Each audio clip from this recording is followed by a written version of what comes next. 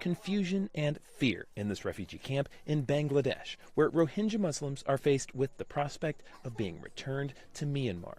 Some refugees told VOA's Bangla service they don't want to go back. The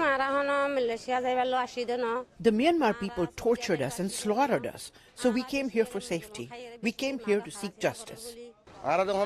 We don't ask for much. We just want our rights. If we get our citizenship, we do not need repatriation. We will go back on our own. Since 2017, hundreds of thousands of Rohingya have fled Myanmar to escape targeted attacks, including murder and rape by the military. The military repression came in response to attacks by Rohingya militants. Last month, Bangladesh and Myanmar announced they would begin returning the Rohingya, a move rights groups say is reckless. They need justice and they need assurances that they're not going to go right back into a conflict situation where they're going to be persecuted and abused all over again. None of these assurances have occurred. Fearing a forced return, some Rohingya refugees have fled the camps.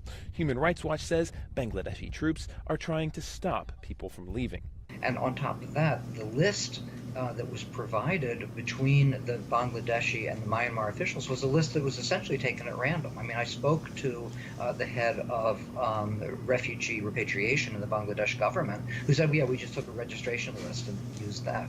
So there was no informed consent. Meanwhile, in Singapore for a regional summit, U.S. Vice President Mike Pence on Wednesday chastised Myanmar's de facto leader, Aung San Suu Kyi, over the crisis.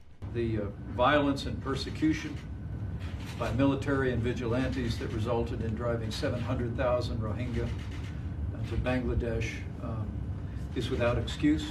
Some experts welcome a tougher U.S. response. You see this miscarriage of rule of law and justice in Burma, where the Burmese military literally acts with complete impunity.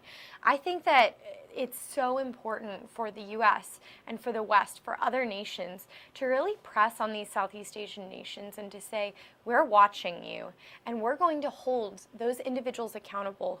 Myanmar's government denies persecuting the Rohingya, saying it was only responding to 2017 attacks by a Rohingya armed group. Bill Gallo, VOA News, Washington.